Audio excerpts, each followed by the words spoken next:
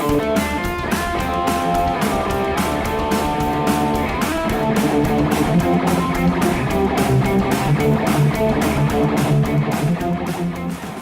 and welcome to Weekend Rental episode 19. We are the bi-weekly gaming and pop culture podcast.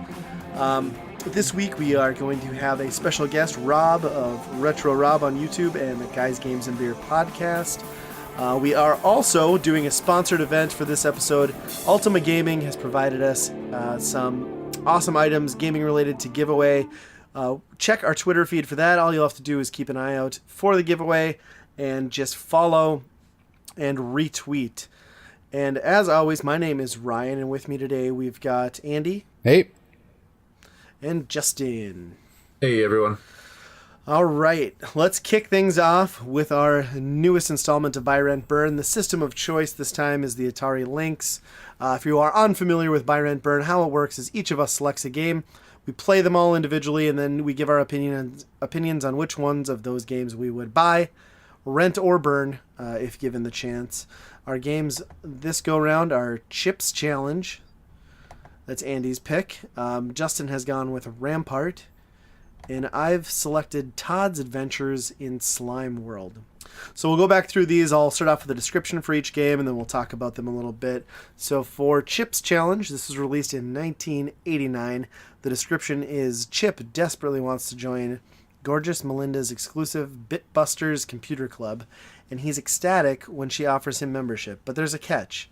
Before Chip can become a card-carrying Bitbuster, he must complete Melinda's challenge. Over 140 levels of fun and fast puzzling action. That is a terrible description for a puzzle game. It seems needlessly complicated.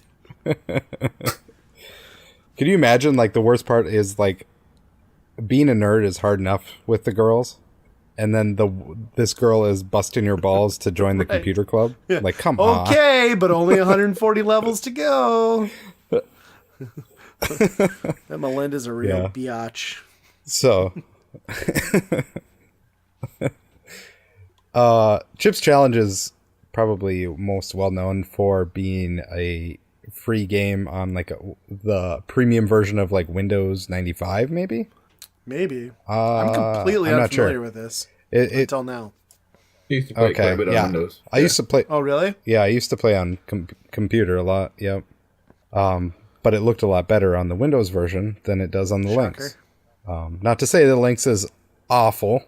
I was actually impressed with all these games graphically, but this one was probably the worst. Yeah, I was going to say, this one was the most like vomit-inducing visuals. Like, it was pretty bad, I thought. Yeah. Yep. It's not great. But the core gameplay is there. I mean... Getting the, you start out with kind of box pushing puzzles, which are whatever. That's my thing here, I guess. It's Andy's genre, box pushing puzzle games. Yeah. But it adds like Zelda-ish mechanics to it, where you get like boots and items to traverse different sections of the map to get keys and stuff like that. So there's kind of more of like an adventure to it than just a straight up puzzle, even if they are, rudimentary puzzles.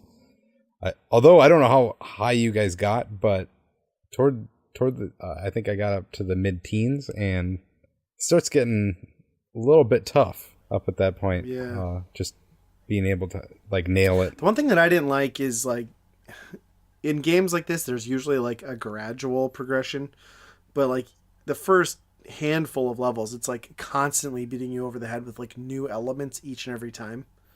Like, which I didn't appreciate. Yeah. Like, it explained it well, but like I wish it had been more of like just a gradual like step up, and like the puzzles had gotten, you'd do like 3 or 4 puzzles using like the 2 elements. Okay, now we're gonna add a new element, but it was just like, boom, boom, boom, boom. It was a little overwhelming. Right, and then the next levels after that were just like huge, where you had to use them all together and perform it perfectly. Yeah, I think a better designed game could have, just there would have been a better grade to just slowly increasing that and just designing a level. And that's my overall problem is like I didn't particularly like the level design in this game. And there's like elements that are simply there to make you learn through death. And it happens quite a bit. So that bothered me a little bit. Like it shouldn't happen with that frequency. Like I fully understand like sometimes you have to like screw up to learn and like progress, but there's just like cheap crap. You push a block and you're dead. Like there's a fire underneath it or something like that. It's annoying. Yeah. Yeah, that part's pretty cheap. Especially when they get longer. Like that's the worst. Like when you already know how to do the puzzles at the beginning and then something at the end burns you, like that. Right. Then you have to start all over. Yeah. No, you guys pretty much did. You concur? I concur.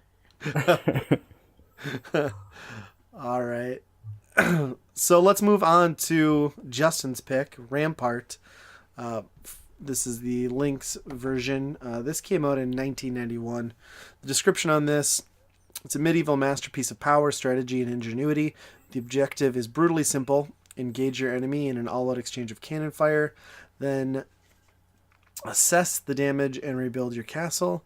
But the reality of Rampart is far more complex. The key to victory lies in how quickly you can pick up the pieces and redesign, fortify, and extend your walls before the next battle begins. There's only one way out: defend or perish. Yeah, so this game, I remember playing it on a different system. So when I seen it was on this one, that's why I picked it. Yeah. Was it maybe the Nintendo? I don't know. Yeah, it literally came out on virtually every console and computer of that era, I think. Did it? Or maybe I put it on PC then. Okay. But yeah, I remember playing this one, and when I seen it, I picked it for that reason. I always kind of enjoyed it, just sit down and play a game. It's not nearly as challenging as that made it sound.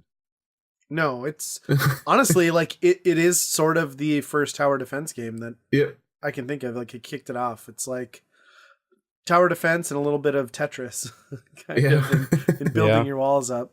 There's just something very addictive with it. I really enjoy tower defense games. And I guess Tetris is all right.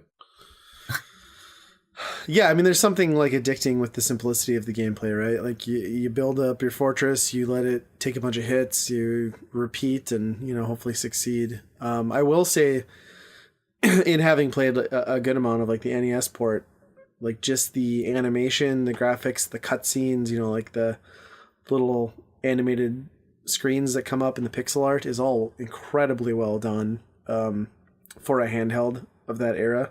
I mean, it blows the NES version almost out of the water, I think, as far as presentation is concerned. Oh, for sure. The visuals are a little more scaled down, so like everything is. I felt like the ships and the base was a little smaller, but I think overall, like I kind of prefer this version to the NES one. Yeah, I'd have to agree. I mean, just that opening, like the horse going into the castle, that's amazing. Like compared to like the Game Boy. Like what? Oh right. It's no comparison whatsoever. But yeah, I enjoy Rampart across pretty much all systems, just because it's still kind of that modern, like you said, tower defense, where a lot of those games back then were, if they were similar to this, they didn't have the action part of it where you could actually aim for the ships. A lot of it was more turn-based, like they destroyed this, so you have to rebuild it, and so it's got two different sections of the game, which I kind of appreciate. Yeah,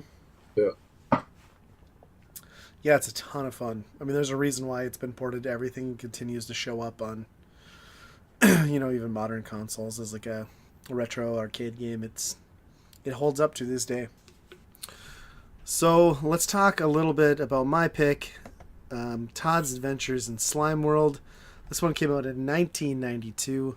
The description: you are Todd, the explorer of new worlds. It's your adventure to travel deep into Slime World, the gooeyest, drippiest place around. All right. I'd find a different job. Yeah, just you can explore any new world. Why this one?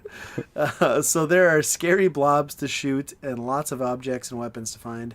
Link up with up to 7 of your fellow Slimers for an awesome multiplayer adventure. Now that, in playing this, I had no idea, but to link up with 7 other people, on that's that kind of incredible. on that screen? Like, how does that work? I suppose you each have your own window into it, right? Like you'd Yeah. just Maybe. be playing in the same map, so you'd run past each other, and Wow. it would have to work like that, is my guess. That'd be interesting to see. Yeah. So basically, like Slime World is just sort of a half-assed action platformer. You just get thrown into these maps.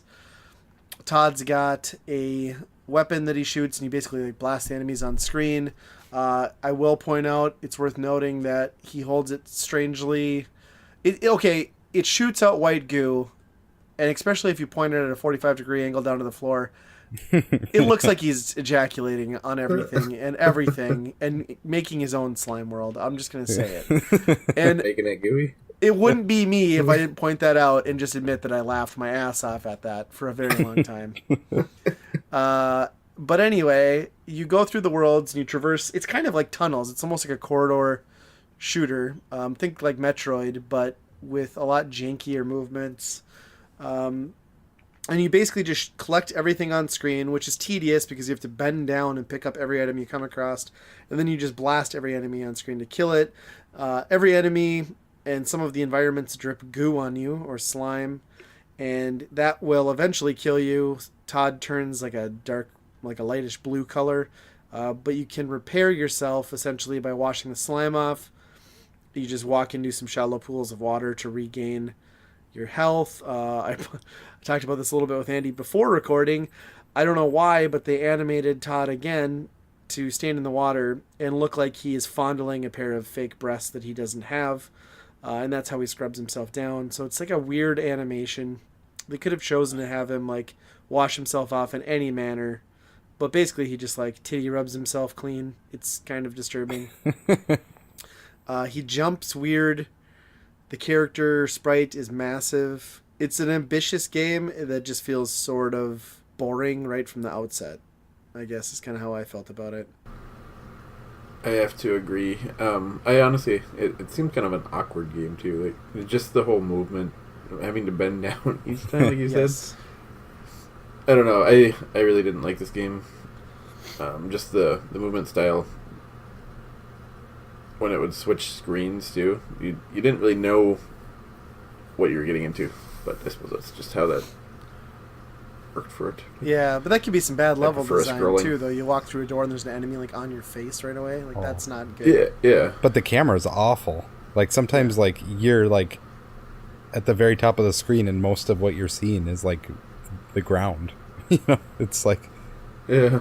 I don't know what's going on with that camera in that game. It's almost like it's like a drunk cameraman trying to follow where you're at. It's like half the time you're looking at your feet, and that's all you can see, and you're like, "Oh, okay, I guess I'm up here." It's weird. It is weird. Like you look at this game and like you can see from like a technical standpoint, you know, just the design of it and like the visuals and like the large sprites. Like at the time, it was a very technically impressive looking game. And there's a lot going on like game mechanic wise as far as like movements and like being able to traverse, you know, because you grab onto ledges, you climb up. Like that's all cool. It's just all executed sloppily, I think. Yeah. Yeah. I do like that the slime is your health. You know, it's not just a health bar that ticks down. You know, Right. And that sweet, sweet titty rub to clean that slime Oh, yeah. off is Yep. pretty amazing. Just think all the titty rubbing that could happen with 7 of your friends. Ooh.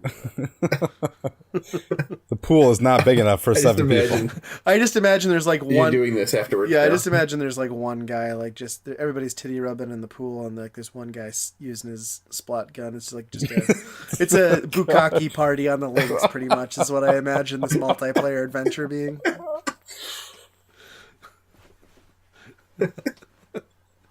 I'm sorry, everyone. I'm sorry. All right, so let's dig myself out of This this. game changes lives. Oh god. It ruins lives. Let's dig myself out of this hole and go back to the top and figure out what everyone would pick. Andy, why don't you give us your selections? Well, you made a case to burn that one.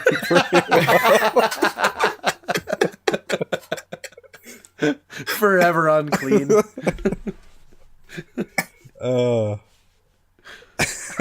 I think I think my buy is going to be Chips Challenge because I love that game no matter how ugly and awful it kind of is on the Lynx. I guess I'm kind of judging it on the nostalgia of a port that was, 4 or 5 years later. So that's kind of unfair, but I think I would probably play that the most out of all of these to continue, just because I think there's like more past. Rampart gets a little bit kind of the same thing over and over. But I will rent Rampart because it's fun right away. The mechanics of building yourself up, shooting, the quick action, and then quickly rebuilding your walls again with shapes that don't always line up, and you're just like pissed off because you're like, just give me a fucking flat spot. But so it very much is Tetris. You're just looking for one piece and they never give you it. So that part's cool. But yeah, I'd probably say that's a rent because it's just, I'll pop that in every once in a while and play it a little bit, but it's not something that I want to progress through, I guess. And Slime World, I don't even want to speak the name anymore. Like I work with a guy named Todd, and I don't know if I can. You'll never look him in the eye again.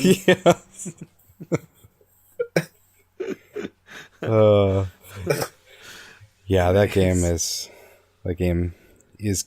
kind of crazy what they tried to do on there, but it just didn't pull it off quite right. I agree. I think like you said, if the camera would have been a little bit better, yeah, it might have been a little bit different story. But I just can't get past that. I think if a lot of things have been a little bit better. Yeah, the camera is one of many things that needed tweaking. Yeah, it wouldn't have been an immediate burn. True. But well, Justin, speaking of that, what are your picks? I'm just gonna go ahead and start. I'm gonna burn Slime World. My list is actually gonna be similar to Andy's here, or the exact same, but which is also similar, I guess. Chips Challenge. Yeah.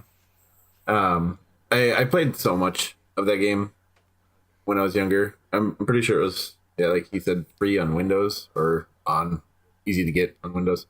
I played a lot of it, and I really enjoyed playing it, even though it didn't look the best. But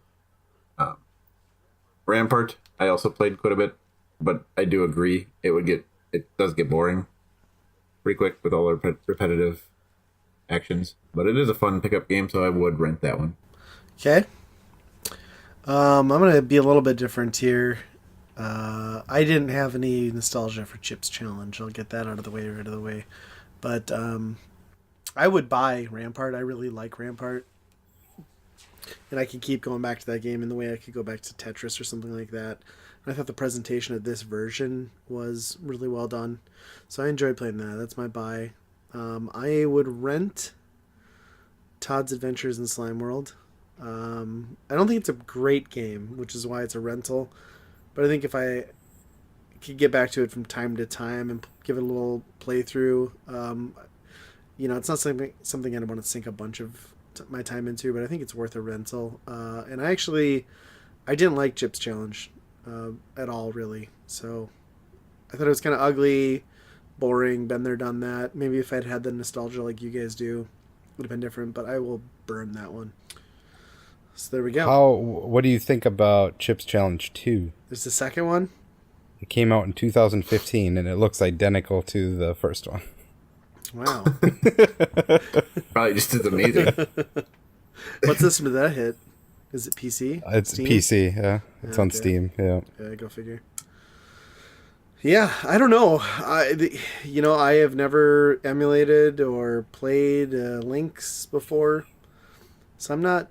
There's some stuff that with these games, when you put the time frame around it, is kind of impressive, but I felt like everything carried, like, with the exception of Rampart, but that's just like a copy and paste, but these other two games carried, like, a fair amount of jank, which was weird. Yeah. But that's kind of what I'm more into, is, like, the more impressive jank than just, like, the old-style Game Boy games that were coming out at that point. Yeah. For me, at least. Did Chips Challenge have, like, a level creation? I don't know. On PC, probably did. I doubt on Yeah, that'd be a good idea. I could have swore that maybe it was a game similar that did, but I thought me and my brother used to make levels, have the other play it. Yeah. That'd be cool. But I doubt the Lynx had any way to store that, though. I mean, I bet there wasn't. Because those... oh, no, I never played it on the Lynx. Yeah. And those cards were too thin to have a battery backup. Yeah. Unless I don't think the internal system did. I could be wrong. But, yeah. It was an interesting Byron burn, though, for sure. Something completely unfamiliar. Yeah. I do want a Lynx now. I'm kind of... I want one less, but still curious. That was going to be my buy for MGC. I'm coming home with a Lynx, and now I'm like, I don't know if I need that. Hey, Mr. Block, can I go to the bathroom? 2 minutes.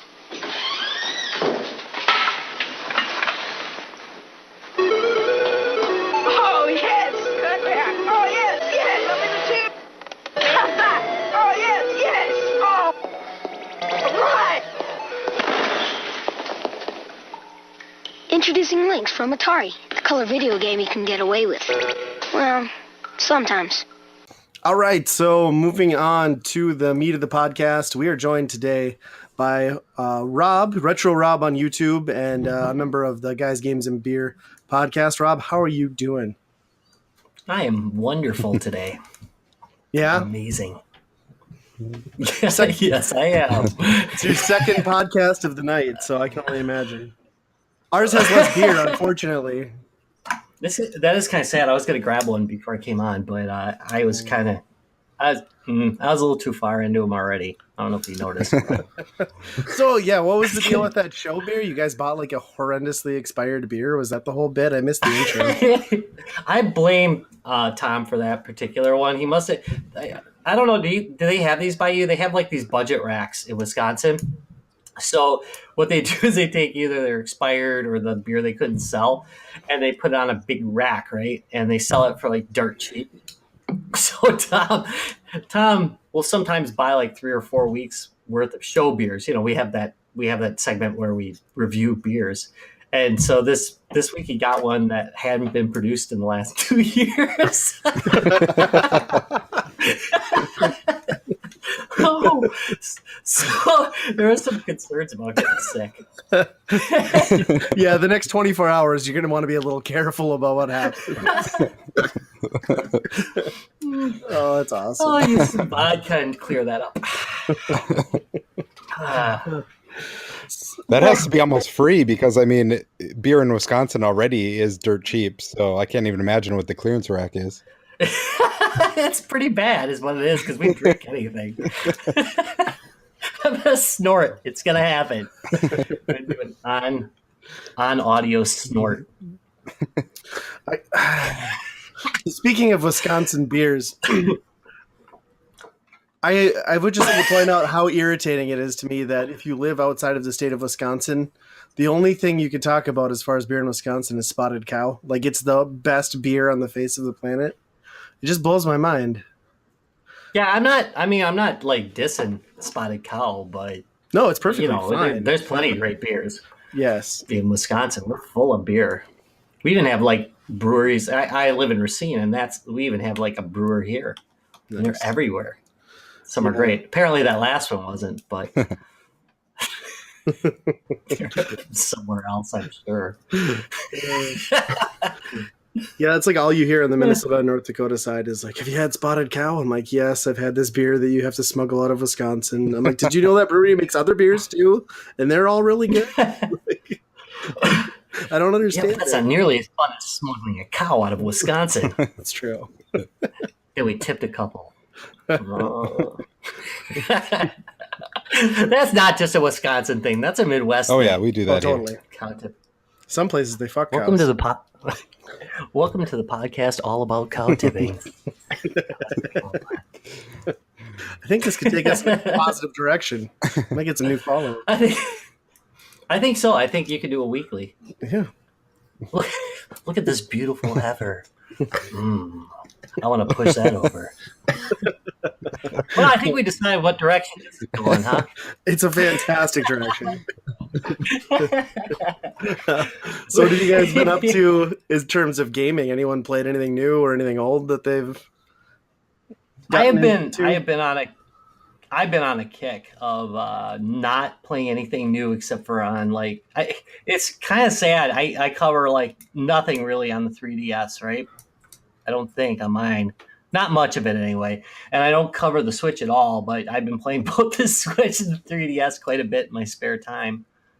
Yeah, because you're pretty new to the Switch, right? Like it wasn't that long ago that you got one. Yeah, right around Christmas I got that. Nice. So I finally got Zelda. I actually finally played Zelda. I got it for Christmas with it, and then finally played it like a month ago, and that was it. Boy, that's a good game. Yeah, You can do anything. 150 hours, I'm guessing, is what I put into that. It's so fantastic. That's like, do you finish it in that time? Did you? I want to, like, I took my time. I want to say I completed it around like 100 hours, like beat Ganon or Calamity Ganon, which is dumb. But then I've just wandered around doing like Korok seeds and just kind of exploring because there's so much that I didn't get to just through normal travels.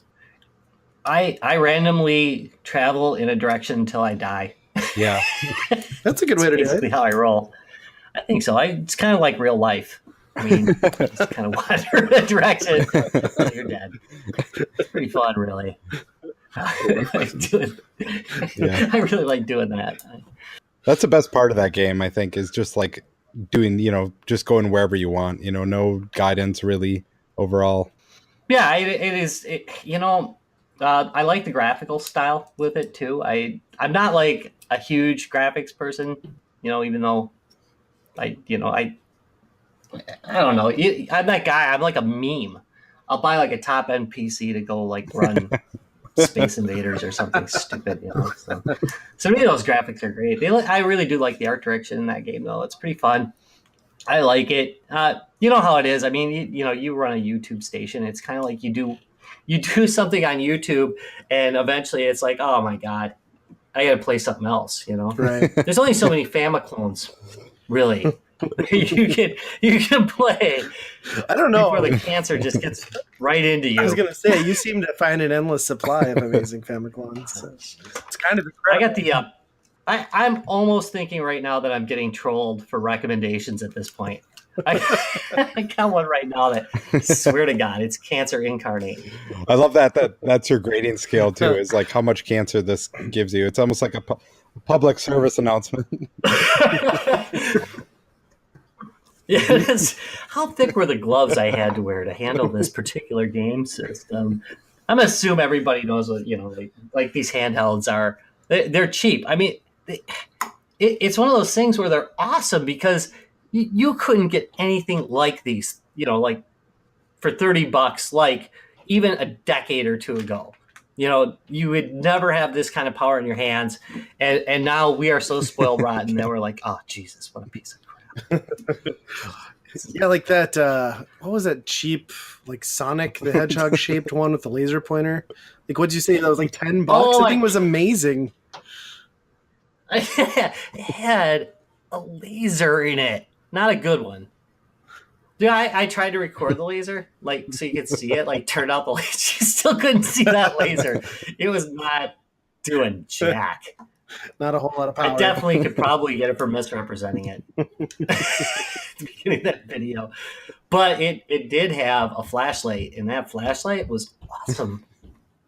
It's great when like you have essentially like a multi-survival tool that's also a famiclone in your pocket.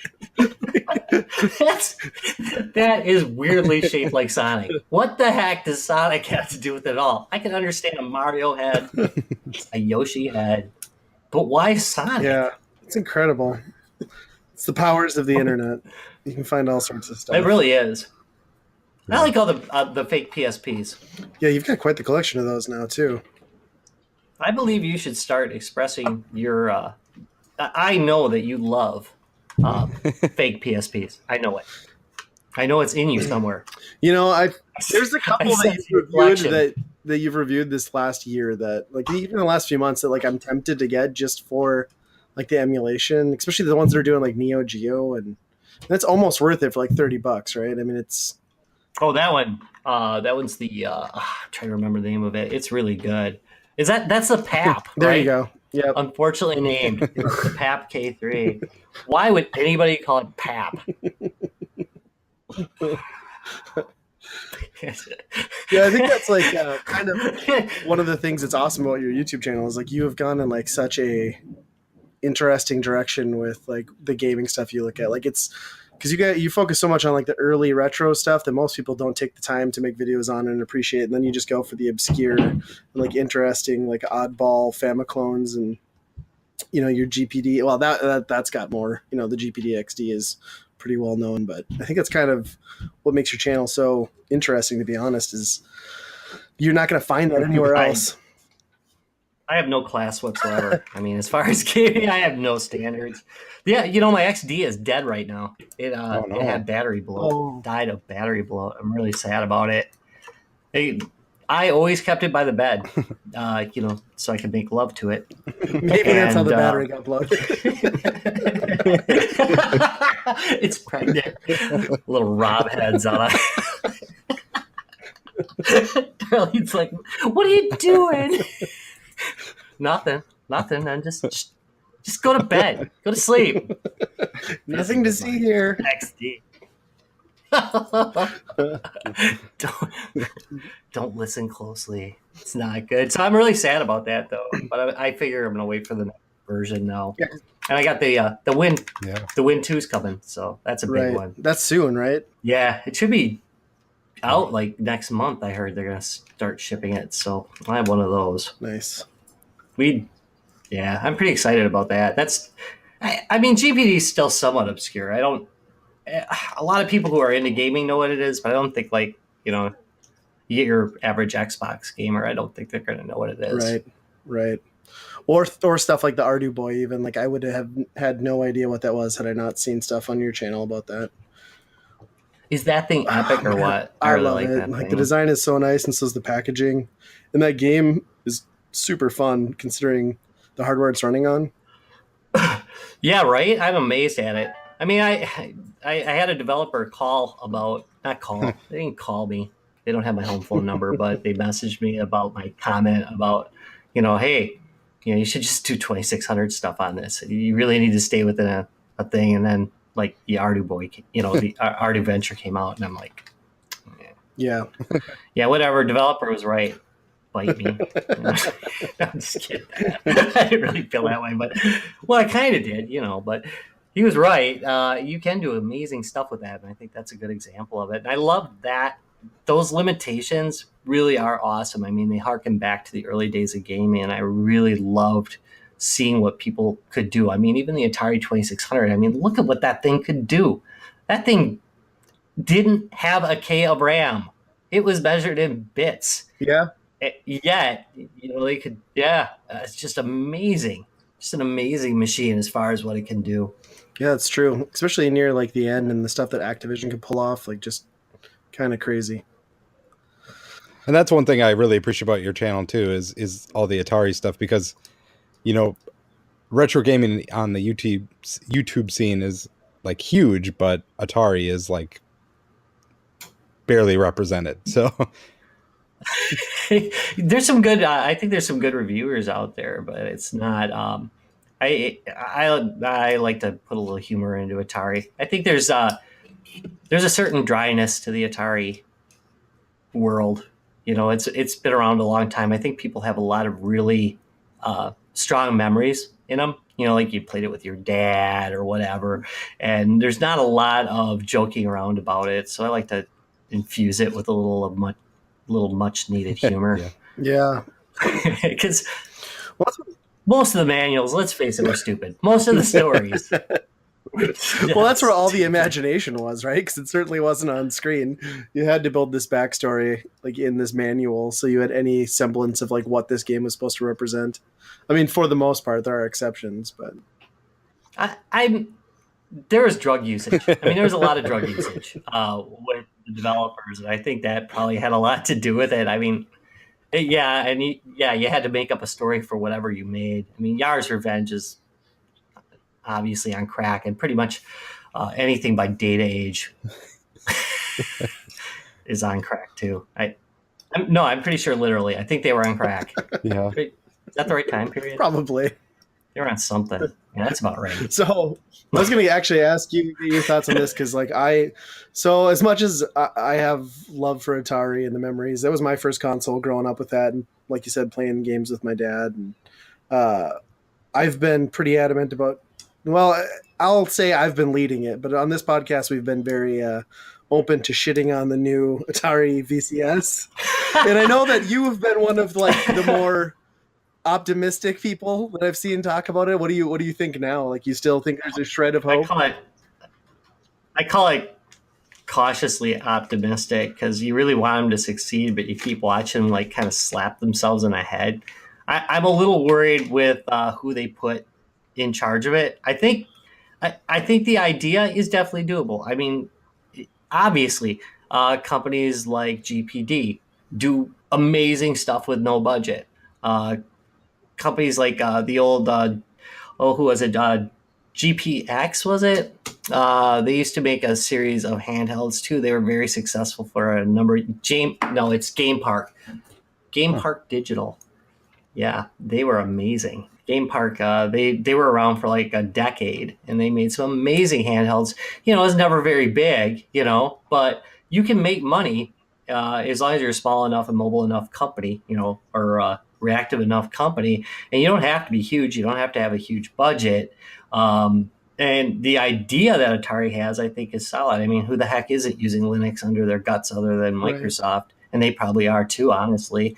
But I'm a little bit worried because, you know, you get a guy who's known for not completing kickstarts to run it. I don't know what the possible thinking there is. That's my really big problem with it. Everything else about it, man, we've had success with all sorts of stuff like that, devices like that. If you're going to make a quality device with some, you know, with some memories attached to it, you know, Atari could definitely pull that off if they got the right crew. But, you know, they've got I don't think the right person. Everybody was worried about this thing, right? Right? Oh, yeah. I mean, we all had questions about it. Then he puts on, what's his name, who had, I'm always trying to remember his name so I can just bash him. No, but who's had multiple, like, kickstarts that just didn't go well. Yeah. If you're trying to take the question out of there, it's better to use an unknown than him. I don't get that. That's true. Well, he is successful in getting money, though. And that is the other thing. I think people still associate Atari with the Atari it was like 5 years ago, which was a flaming wreck. Nowadays, Atari is they're actually a profitable company. They make money off of things other than lawsuits. They've been at least a little bit better with the lawsuit. Not great, but they've been better. I mean, it's not their only platform anymore. Yeah, but yeah, it's worrisome. I'm more worried about it now than I was, say, when it first started. Yeah, it just seems like there was such a long pause between like that kind of sort of unveiling and like till now, and it's just like you've got new details coming out, but you really aren't explaining anything. You know, it's kind of like, what's your plan? Well, we don't know. Who's this? What's the demographic? Somebody. It's like, shouldn't you have a marketing plan? Anybody who loves Atari. Yeah.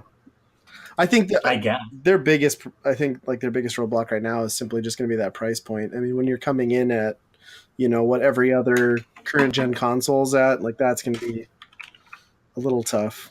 But I mean, depending on I'm now looking. Can you hear me in the background? What's that? Sorry, I'm looking up Atari Box developer. I got to look up this guy now. Oh, sure. Yeah, I'm trying to remember this guy's name, but yeah, I like I said, everything about it I'm okay with. I've definitely spent more and got less historically. I mean, I was a Nuya backer, so let me tell you about the Sting. Nice. Jesus. And I do run famiclones on a regular basis, so I guess I'm a little bit skewed in that, but there's concerns. I mean, hopefully it turns out well and they can get like a small audience. Yeah, I'm a little bit worried. I mean, we are getting into Coleco Chameleon territory at this point. It is approaching that. I would agree. And those guys actually were, I don't know what happened. Because that's the same guy that used to run Retro Magazine. Right. Yeah. Mike. Is it Mike something? Mike Kennedy, yeah. Mike. Dude. Yeah. We had him on the show before, and we talked to him quite a bit before leading up to the show. He actually is like a huge game enthusiast, and Retro turned out pretty decent, at least for a while. But this game system that he made, now we're wandering, huh? Yeah. I don't know what happened. Whether he just was so driven at the end there that they were just willing to fake stuff, or what. Yeah. There's some crazy stuff going on with that They one. used to own GameGavel.com too, and I think he pretty much got rid of everything that he was doing, and he must be out of the whole game altogether now. I'm not sure. Can kind of understand. He used to have a really good video game hunting YouTube station too. That's how that's where I knew him from. He actually ran a pretty decent YouTube station for it. You get in over your head. You know what I mean? I think that's what happened with that. And you got to kind of admit that it's kind of a toxic environment to come out with anything new or different. It is toxic. People are just going to diss on whatever you make. So you got to be ready for that. That doesn't sound like how the internet reacts to things. I think you're off base there, Rob. They're always super positive. The internet's a wonderful, welcoming place for all new ideas. I love all their positive reinforcement. I got so for whatever reason, like my game room tour video has just gone bananas with like views over the last 6 months. But I had a guy literally on Easter, I assume he's from the UK, it was like British, something was his name, like wrote like a 300-page article about how I was a stupid American pig, like wasting all my money on like Nintendo propaganda, and I could pretty much just go fuck myself. I was just like, wow. That's awesome. Like, I'm glad you put that much passion into this. Like, it was great. I'd probably leave that one out. I quietly deleted it. I was like, I don't want to give this guy the satisfaction. Oh, it was awesome. That's pretty good. Yeah. I like diatribes. I like those. It's when they're too short. Then it's not fun. When they put a good amount of effort into it, it's a worthwhile read. That's for sure. Darn right. At least, don't be just, if you're going to hate me, you better put some time into it. I want to see an effort here. I want you to be up to the level of one of my ex-girlfriends, all right? At the very least. I want ex-girlfriend level of psycho in your comments. That's a recommendation, by the way. If you want the guidelines, that's it. I think it's what we all strive for. You want to be on my YouTube station. That's right. Still hatred. I like all right, since we're gonna do some YouTube bitching, what about one of the things that really drives me nuts is the people who just like make pretty obvious comments about the platform, and you wonder, do you just go like across the internet searching for like Android based devices to go hate on? If you hate the whole platform, why would you look for it? I don't get that. I don't actually look for things I hate on YouTube. I look for things that are going to entertain me, or that I enjoy. There is a certain brand of people who really just searches for stuff they hate and want to crap on. I think that's one of the more painful. Yeah, that's like one of those things. It's like if I'm out there and I click on something that I'm unsure of and I don't like it, I just immediately close it and go to the next thing. I don't take the time to put the thumbs down and tell you what an asshole you are for posting something that I don't like. Like, I mean, it is all free entertainment, is it not? It's not like anyone has to watch the crap you put out. Yeah. People are so cynical. It's crazy. I'm going to find out that somewhere people are being forced to watch it. Maybe you'd like to see another tiny arcade. No! Bastard, quit making it! It's torture techniques in Chinese prisons, huh? An endless loop of...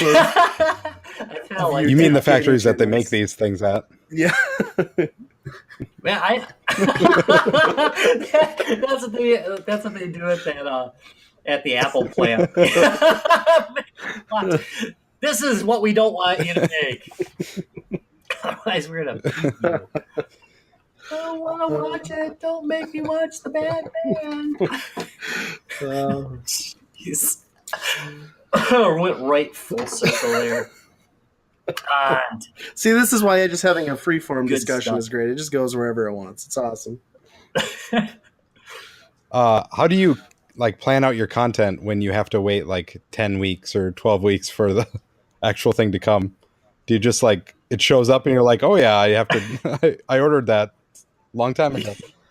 I get surprised a lot. Sometimes I do forget that I ordered something and then it comes in. I'm like, I'll be darned. I ordered that like a year ago. I got stuff I've got stuff that like shows up and it just sits there on the shelf for like a couple months before I do it. In fact, I think I got one I teased a while back. It was like I still got it. It's going to get done anytime now. It's like an arcade. It's one of those little mini arcades, but it has 2 joysticks. Oh, huh. That's its How do you big get selling 2 point. hands on a 2 mini joysticks. arcade? You can play 2 player. Sounds Here's the best part. It's like it detaches, so you can take the little two controllers that you would probably not want to touch anyway, and detach them from the unit and play it against each other on a postage stamp size oh my screen. gosh, that sounds amazing. I know, right? I'm like hyped about it, and then just never review it because I got other crap that's been in the pipeline. I've had the Pimp here, the PMP2. It's been in the pipeline forever. It's pretty, dude. I gotta. Here we go. Rob's biggest failures. Welcome to the Rob's Biggest Failure podcast. Talk about where Rob fails. I got the Amiga. I made a big, huge deal about it. Still, I have long hair in the unboxing part of that video, and that video's still coming. It's still gonna happen. It's sitting right here. Just Because what's the deal with that? That's like an Android-based, like, or Linux-based, like Amiga machine. It is, but it really boots in the Amiga OS. So it's got like it actually does have an Android side and a quote Amiga side. So I could boot into the Android OS if I pull out the Amiga OS disk.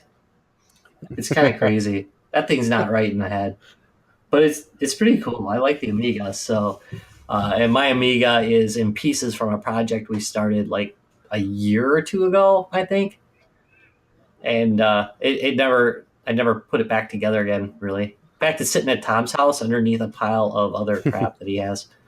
That happens. So, since you queued up projects, that Guys, Games, and Beer project that you guys did, that Vectrex, like that full-size Vectrex arcade cabinet, like how the hell did you guys come up with something like that? That is just incredible. Like the overlay, like auto-scrolling. That's us at the bar. We don't make each other better. We make things more complicated for ourselves, and that was one of them. I'm not heavily involved in that. That's one of the very few projects with Guys, Games, and Beer that I'm not heavily involved in because I was busy. I was busy with another G2B related project at the time. So I only got like some say into, hey, maybe you better not like put a second roller on that rolling that rolling screen. You might want to not do that. That's about as far as it went. Actually, I think I was pro the second one. Oh, and that failed, by the way. That did not work. But anyway, this Vectrex, yeah. What happened was we heard about some guy who made an arcade machine, right? And I don't know if you've been in our room like the last few years. We had that. We had Rick's arcade machine in there for a couple years straight. What was that? Fix It Felix, and it had a huge draw. Oh. And then after that, we started doing some of the first VR stuff that was out at MGC. And then that has kind of quieted down. So we were looking for something to replace it with. And we thought, hey, let's do another arcade machine, but let's do it ourselves. Let's do something stupid. And then Tom said, hey, I saw this guy did a project with Vectrex where he gave it an arcade screen. And I said, oh, that sounds like a good idea. No, actually, I said, you're full of crap. That's the stupidest thing I ever heard. But since it looks so good, I'm going to say that I said it was like an awesome idea. And then we looked at the guy's work, and it's like, oh, dang, that's pretty cool. So then we ended up at an arcade auction. Actually, Tom and Larry went to an arcade auction. I had something else to do that day. And they picked up a old old vector-based arcade machine. My God, cat! Did you hear that? I'm like a cat lady in here. So they picked this arcade machine up, dragged it over to Larry's. We all drank a lot and came up with a bunch of plans. And believe it or not, it worked. I'm amazed at how well it worked. It looks great, doesn't it? I'm really impressed. Oh yeah, with it. It looked incredible on its own, and then the overlay piece, like once that was shown, I was just blown away. Like what a great idea! That's the part where and to get that to work, discussing the roller thing. There was a lot of fighting about rollers. I got to tell you, rollers are a very exciting topic if you're part of the Guys Games of Beer cast and have a couple beers in you. And we were really fighting about those. In the end, it worked out really good, though. It does work really well. We're still worried about it, but Tom actually ran it on a loop for like a day straight, and it seemed to stick together. So I think we're all right. Nice. Literally just ran it back and forth over and over again. So yeah, I'm really excited about that thing. It's a pretty cool addition. We've really upped our game for this year's Midwest Gaming Classic. We've got a lot of rare stuff going into it this year. We really tried to get stuff we hadn't seen at the show before. I got a new one sitting behind me that I haven't even tested yet, but it's for the show as well. So that's pretty good stuff. I don't know if we're announcing that yet. I'm not 100% sure. I got to check with HR. Yeah, I've always liked your guys' room. Like since I've started going to MGC, it's almost like, to me, it always felt like a more condensed version of the the video game history museum area, which is my favorite piece of that anyway, is like the history and like the rare and obscure stuff. So the fact that you guys take crap out of your own collection and just let people screw around with it for a weekend is kind of incredible. I'd be so paranoid. There's a story behind that. When my kid was little, we went to an early MGC, and this is right before Guys Games and Beer was formed. And we were still kicking around a couple ideas about what we wanted to do on the web. I have no idea why we decided this was a good idea. But anyway, my kid was trying to play. He's playing that Nintendo 3D thing that went over, the Virtual Boy. And he was just adjusting something. He's careful. I don't think he's ever broken an electronic item. But anyway, the guy got all over him about it. And it just kind of made him miserable at the whole experience. I mean, he didn't get upset for very long, but he was upset for a good hour or so about it, because the guy leaned on him. And I said, you know what? I want to make a place where that doesn't happen, where nobody cares what happens. That's why we do that announcement. Like every once in a while we announce that, hey, if you break something, don't worry, we'll fix it. We're likely to break it too. So that is a big deal. We want everybody to be able to touch the games. That's the whole point, to be there. Everybody can look at something. You can take a picture of it and look at it. But in that room, we want everything to be played, unless it's really broken. Sometimes if it's on display, it's probably because we broke it. Fix it next year. Yeah. Dina, my God. 2 years That's awesome. running. I can't wait to see what you guys do with the new space too. You guys always had that little room filled to the max, but now with 1,500 square feet or whatever you got, it's gonna be crazy. We're just going to take the buckets of crap that we had underneath and put them on top this year. I think that's the big plan. Nice. We have a layout. And you've got the beer vendor, you said. So, that sounds fantastic. That is crazy. We landed that one last minute because they won't let us serve our own beer this year because it's not them. MGC doesn't care, but the venue won't allow us to serve beer. Because, in the past, it's been a pretty drunk room. Which is one of the reasons I've enjoyed it so much. It's you go in, there's beer. It's great. Yeah, so there's still going to be beer. So that's good. Yeah. We got that going. So that's great. Yeah. So, a couple of years back, somebody poured a beer on somebody's arcade machine. I guess they took that out of the arcade, but oof. I think it was a Beavis and Butthead machine, wasn't it? The Beavis and I said Bubblehead. Beavis and Bubblehead machine. I think it was. A terrible incident. God, isn't that like an unreleased arcade too? So that's like a prototype almost. Yeah. That was kind of the thing that kind of ended the beer there. So I think Larry and I got it like right after that, like the year right after that happened. We got it because we had beer in there. because we were right across the street. We're right across. So We obviously were it's your across fault. from there last year. Yeah. Yeah. Weird. Well, I don't think they're gonna have us do the. I don't think they're gonna Yeah, have us I do liked the it. trivia night again.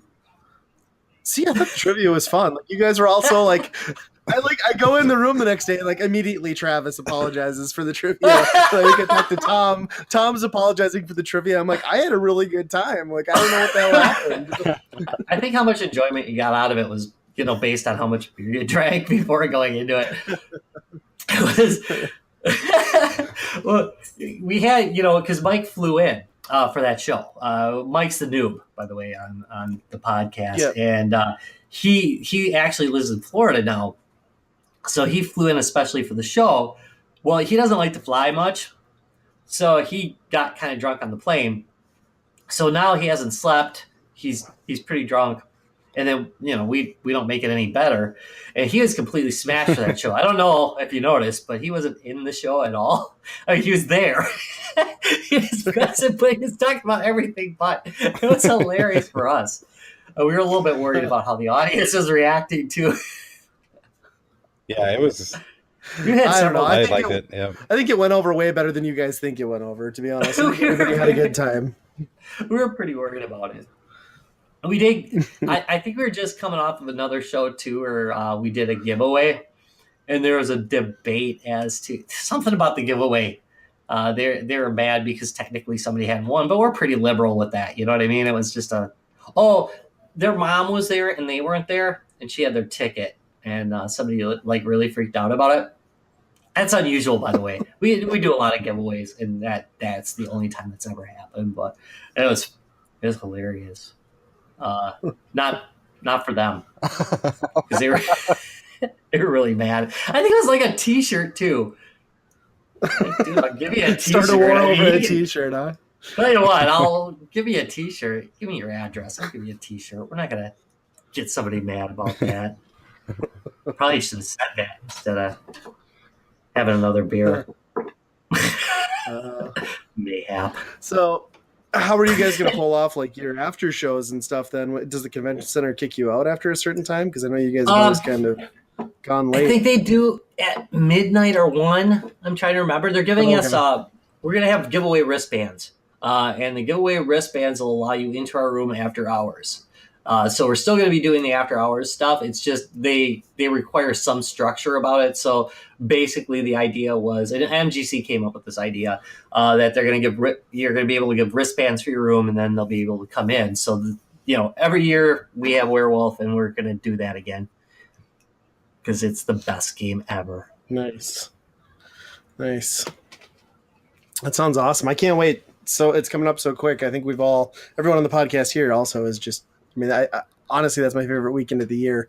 Like, I tell my wife that all the time. Like, it's not Christmas. It's not kids' birthdays. It's MGC. It's not. It our is like anniversary. Christmas, though. It's just like Christmas. Yeah, for sure. Except I blow a bunch of money and then feel guilty about it afterwards. But yeah, luckily the regret doesn't last too long. It doesn't. Once you start playing the games, it immediately goes away. Exactly, and then you're like, "Ooh, this is the best thing ever." And then the guilt before you go to bed. That's the thing that keeps you up at night. I spent how much on this? One game. You ever do that? Just buy a rare game and just like, jeez.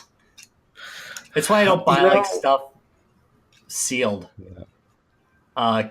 Because I would feel so bad about buying something just to look at it. It would really bother me, and I don't mind people who do that. I don't have anything against them. I think that's awesome if you like it. Yeah. Well, the only box sealed thing I own is a copy of Taboo for the NES, which, I mean, honestly, who's going to want to open that and play it anyway? So for the $5 it cost me, best sealed. Whatever. You're just scared to find out what your destiny is. I am a little afraid. I think it might be witchcraft. There might be some satanic involvement with Taboo. I'm scared. I should be. Don't release the demons. That shrink wrap is shrink there to wrap protect will you. That's right. Keep the demons inside. That Nintendo seal of knew what they were quality? doing. That's a seal of damnation. That is like keeping it Take off the Nintendo seal. It keeps the evil in. Oh my god, that should be like a YouTube video where somebody just like closely examines the Nintendo seal of quality and finds like hints to the Illuminati. And, It's been sealing in the evil for all these years. But then he pulled off the Nintendo seal of quality. Like these Cheetah Man demons come out and kill Cheetah Man. This has to be made, yes. I think so. It's good video. I'm telling you, it's good video. Yep, for sure. 10,000 likes. That is like a 10,000. What do you think makes a great video? What do you think is the thing that makes the greatest videos? If I ever See, now I'm interviewing you. I would have some input, but I have no idea. Because all my favorite videos you make are lots my of videos dumbest all ones. the time. I know, but like the ones that I love, like the nipple poking Christmas special or the like Rocket League in real life, like all that shit I laugh at and I think is the greatest thing I've ever made, and it gets like 100 views and like 6 thumbs down like instantly. So I'm a poor judge of quality on YouTube. Oh no, the Mario one was epic. Oh my god, yeah. We had so much fun making that. If I told you the amount of time invested in that video, it would it's disgusting. I spent a whole Saturday with my kids. They loved it though. That's the fun part of it though. I like the funny absolutely. stuff. That's all good, man. Yeah. Well, that's the It's tough better thing than too, is like if you do a bunch of videos over all the years, like you've been doing it longer than I have, like eventually you just want to try something different to keep it fresh and fun. So I think that's probably true that you do like end up shaking it up eventually. I originally, I mean, I've been on YouTube forever, but I never really started doing anything until like a couple years ago.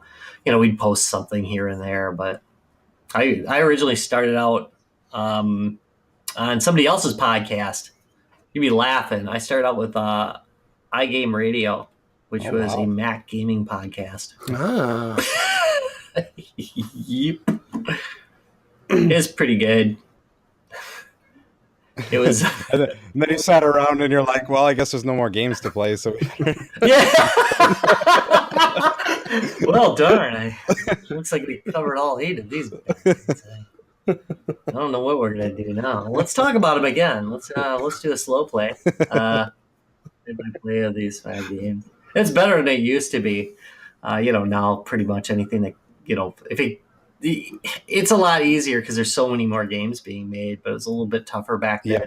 But we had the iPad, so that was just starting to boom. So, we could talk about, tap pong or something for 45 there's just a wealth of amazing there. At the same time, what was the name of? I worked for a British review outfit. Oh, what was that called? God darn it, App something. It was out there for a while, and I was like a staff writer for that. Oh, nice. And I found that the limitations of both those shows needed to. I didn't really go with the format that well. Because I can't be told what to do. That's why I work in security, because nobody questions you that much. No, buddy, that database, you need to encrypt that crap right now. I don't care how you do it. I'm not going to show you how to do it. Yeah, I know how to do it. I don't know how to do it. But as long as you have confidence, no one questions you. That's best job ever. But it might come from that, though. You kind of get bullheaded about how you want to do things. Guys, games, and beer, though, is anything goes type of thing. I have rules on my station, but there's no rules on Guys, Games, and beer, really. I think it's kind of what makes it so interesting. It is kind of like watching a train wreck in slow motion. I think that's about the. It is the one podcast where I definitely I will not watch it unless I also have the video, because I just like to see all the crazy crap that's happening on screen. The audio, I just get so lost. You'll have 8 people talking over each other. I'm like, I have no idea what's happening right now. But with the video, it all makes sense. I'm amazed we still do the YouTube, because there's only I think we only get we don't get many views on YouTube, I don't think. We had 4 We do thumbs up okay on the tonight. audio.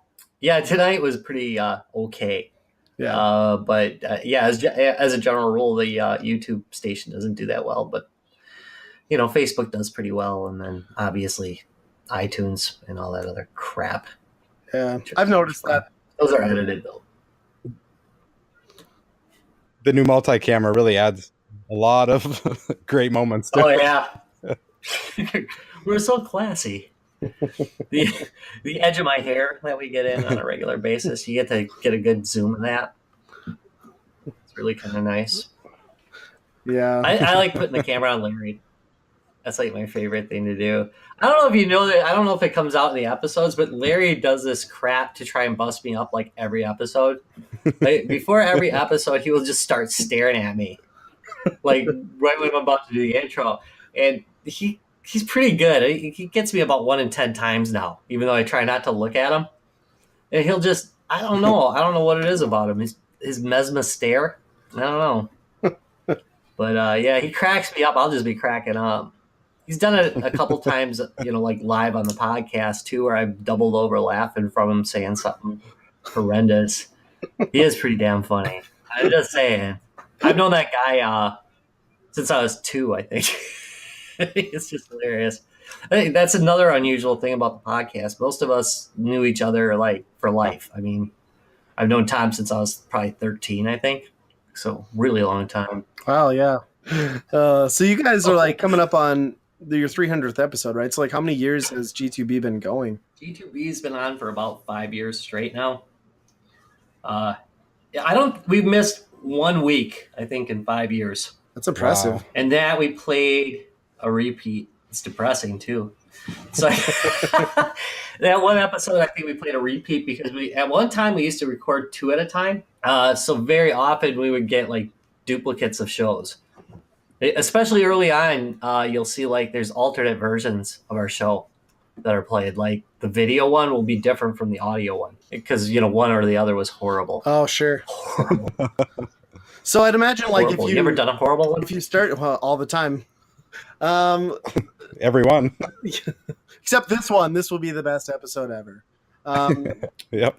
But like if you guys were doing 2 episodes at a night and you started drinking in the first one, I'd have to imagine part 2 got to be kind of a train wreck. Sure did. Yeah, we used to call it. And in fact, they were called the train wreck episodes. Oh, nice. There used to be a podcast on it. They came back a little while ago, and there are still on every once in a great while. But it was called The Most Popular Girls on the Internet, which was one of the podcasts I listened to before we started ours. And it has you can kind of see the influence of it if you can still get them, I think, episodes of it. But we had them on a couple times, and they would be the second show. So we were already drunk going in, and they drink a lot. Holy crap, them gals can drink. And we would be completely mashed by the end of the episode. I mean, I think we'd stay on the line like 2 hours after the show still, and we'd just be sitting there doing stupid crap whole night.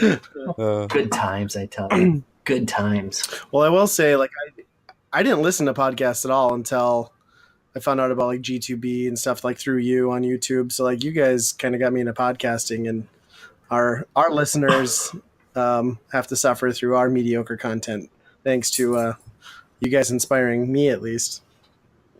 With our downright horrible content. Just woo. Just throwing it out there. So where can people find your horrible? No, I'm just kidding.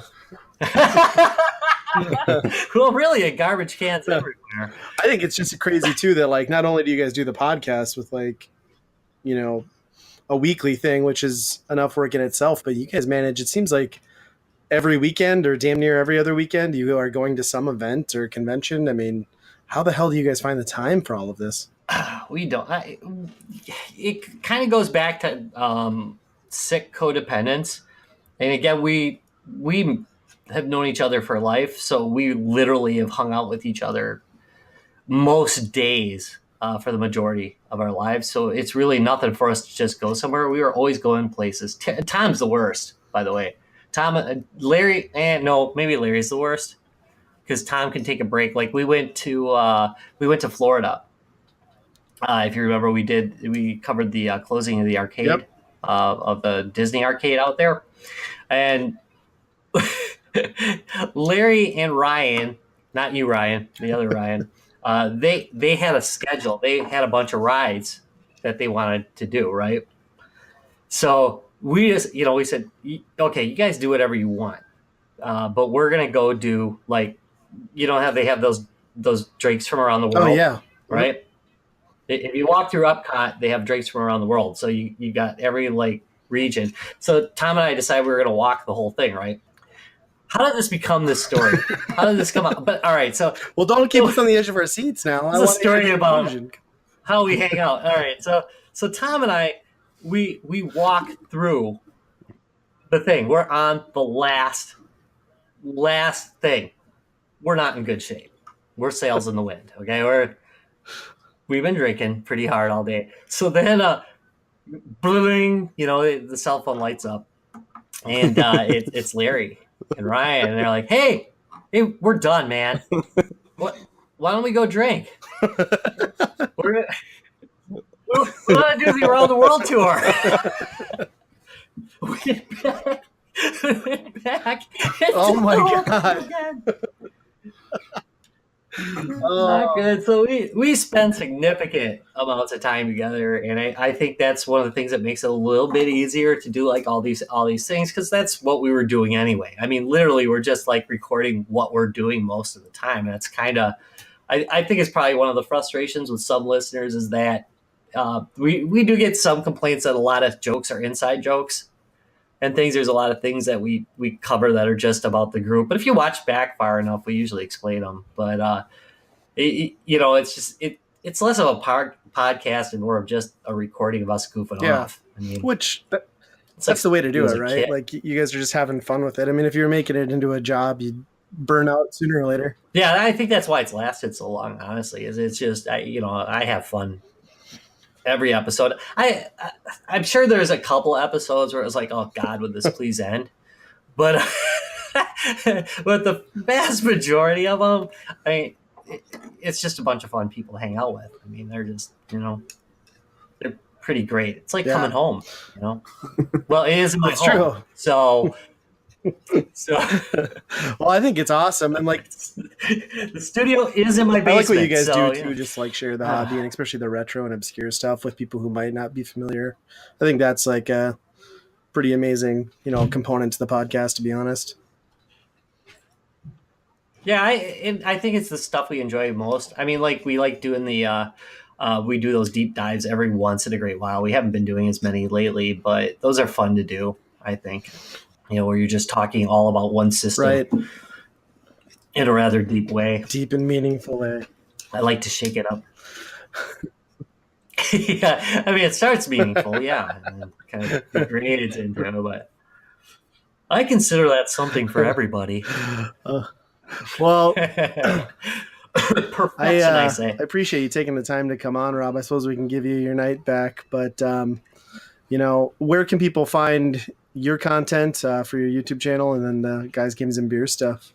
Well, I'm at www.youtube.com/RetroRob. That's with a 0. If you misspell it, though, there's a redirector. So I'm pretty tricky. I got that other station, too. Nice. Or you can do RetroRob.com, which is my main website. There's a little bit of commentary on the videos that you don't get with the general station. Usually just me whining about how something was a pain in the butt to do or something like that, but it gives you a little bit more insight. And there is the Guys, Games, and Beer podcast, pretty much available everywhere. You can check us out at www.guysgamesandbeer.net.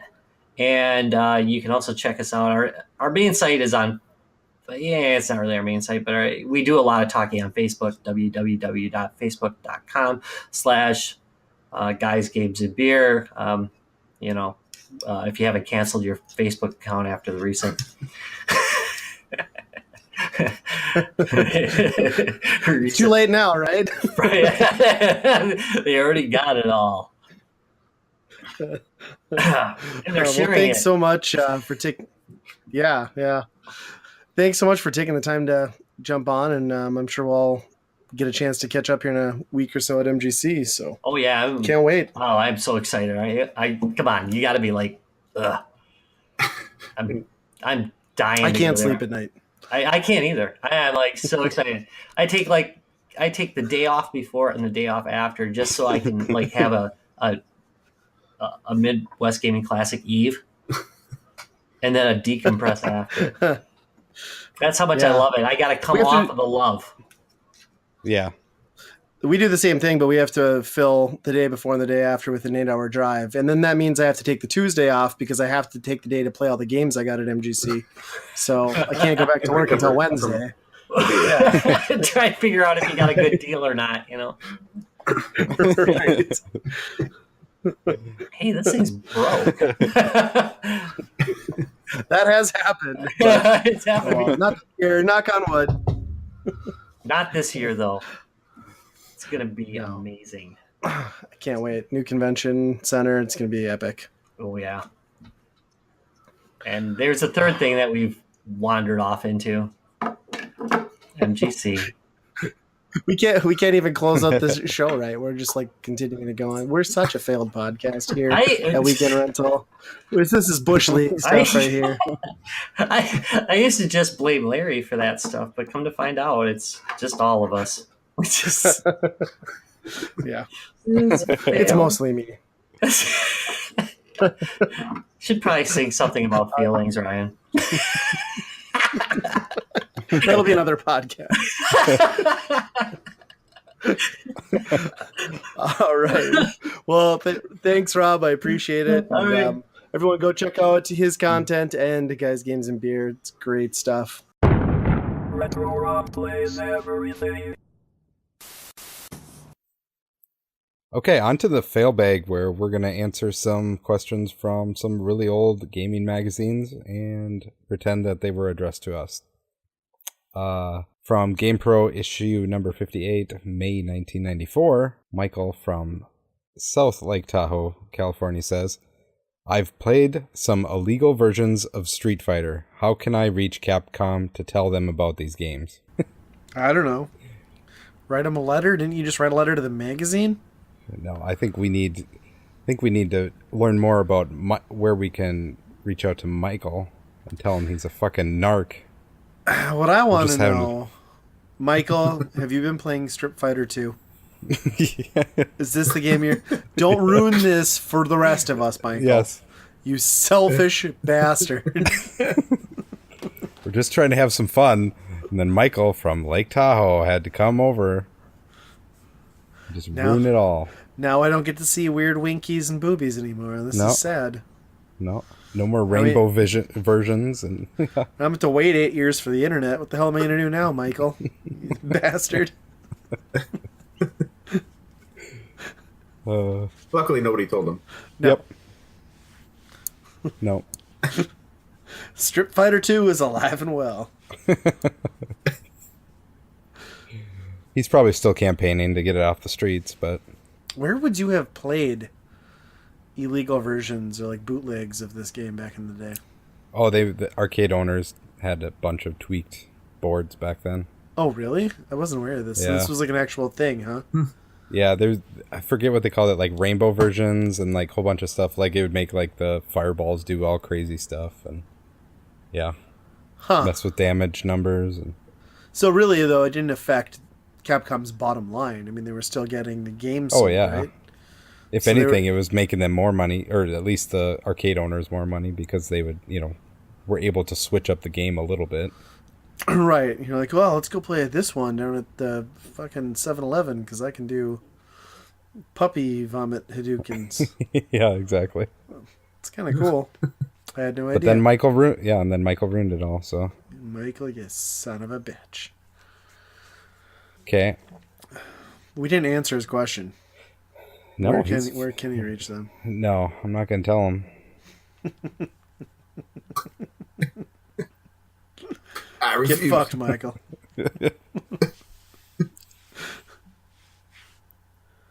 Okay, Alan from Electric Gaming Monthly, November 1996, says, Dear EGM, I just emailed Philips regarding the extreme shortage of CDI software. And they told me, they told me to get a lot of other people to contact Philips about the problem. So please, any CDI owners out there, let Philips know about the game shortage. Yes, all 10 of you, please contact Philips immediately. We need all of your help. What kind of customer service is that? Where they're like, really? That's a problem? Well, I don't believe you. You need more people to say the same thing. Okay, this is one, I know we don't usually like to do this, but what did they actually say back to him? I'm curious. Good luck, because Philips told us the U.S. market for CDI software is dead. It was never alive. Oh, that's awesome. Did they start the whole film? Okay. You gotta listen to this. This is amazing. You nailed it. Okay. The European market, however, is a different story. The CDI is supposedly still going strong, and new games are still being made for that continent. The good news is that you can order those European titles by calling da-da-da-da-da. For the other 10 Americans who own CDIs... Oh, God, I love how EGM gives, like, zero shits. Yeah. You can let Philips know your desires here.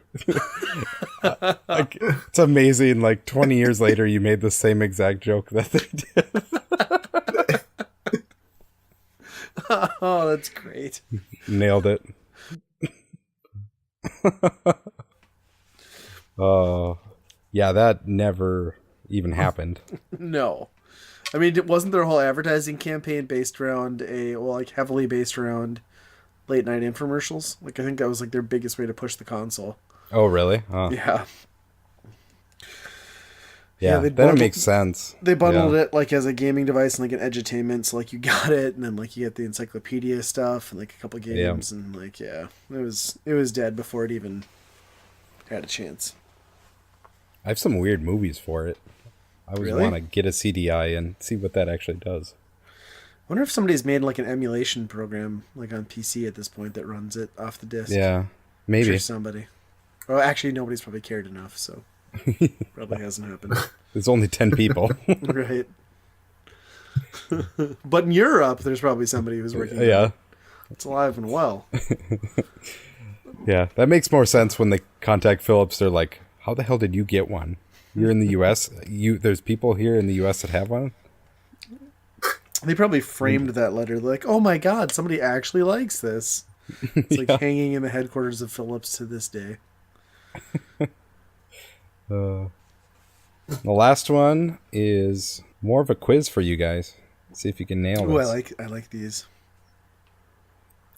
Carl from Montana says, again, I'm going to have to ask you to say that. Like Rick Grimes says, Carl. No, I can't do it. All right. Well, you're disappointing me. No, we'll have to retire Carl. Carl! Coral.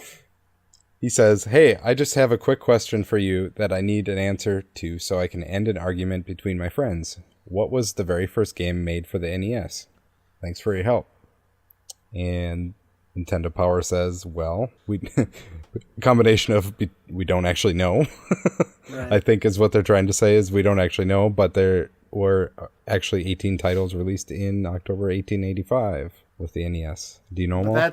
That's the launch, though, right? Not the test markets. Right, exactly. So that's not even accurate. So we're going to guess the 18? Yeah, do you know? See how many you can get. Okay, Clue Land? Yep. Balloon Fight? Nope. No? Excite Bike? Yep. Wrecking Crew? Yep. Hogan's Alley? Yep. Duck Hunt? Yep. Super Mario Bros? Yeah. Donkey Kong? No. It's actually Donkey Kong Jr. Math. Yep. Yes. I'm trying to think what else is. Urban Champion? No. At least not on this list. Yeah. Stack Up? Yep. Baseball? Yep. Volleyball? No. 10-yard fight? Yep. God damn, I'm on a roll. I don't know what I missed. Can't think of anything. There's 2 more sports ones. Okay. Did I say baseball? Yep. I did. What else would be a sports one? 10-year fight. Tennis game? Tennis is Oh, one. tennis, yes. Hockey. Ice hockey? No. That's not black box. Ice something, but Slalom? nope. Ice. Ice climbers. Yep. Okay. That's not a sport.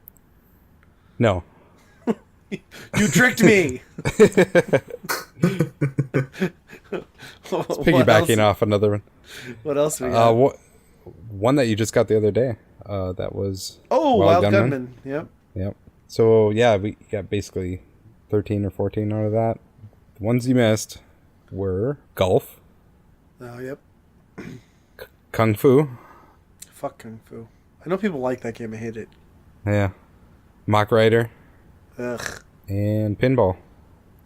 I like pinball. That's a good game. Yep. Yeah. Well, it's pretty easy with the NES. It's just like, what has a black box label? Yeah, Like, the just- black box games. I'll throw these out there until it hits. Yep, pretty much. That is an interesting question, though. I'm curious, like, what was the... I don't think there was one game, but, like, I'd be curious what, like, the first 2 to 3 that came out in the test markets were. Yeah, I wonder if it was Mario at that point or not. God, I bet it was probably almost more so the Rob shit, right? Because weren't they Yeah. really, like, using that to press into the market? Yeah, Probably must have been wasn't Gyromite then. Yeah. Yeah, huh. The more you know. Yeah. But I think that's gonna do it for this episode. So, Justin, you wanna finish this up here? Give us a happy ending, please. Oh, it'll be happy. All right, so you can find links to all of our social media at our website. Our website's going to be www.weekendpodcast.com. Like I said, there'll be links to the social media. Check out our YouTube. And we do have that contest that will be going on for the free gifts that we got from Ultimate Gaming. plug that there. Ultima Gaming. And we have an email address. It's going to be weekendrentalpodcast@gmail.com. Feel free to send any questions, comments. Again, pictures. Ryan likes those. I do. Waist down only, please. You can find us on iTunes and Google Play. And as always, be kind, rewind. Bananas. Bananas. I'll do anything after I have a couple beers. Just ask my wife about bacon and beer fest.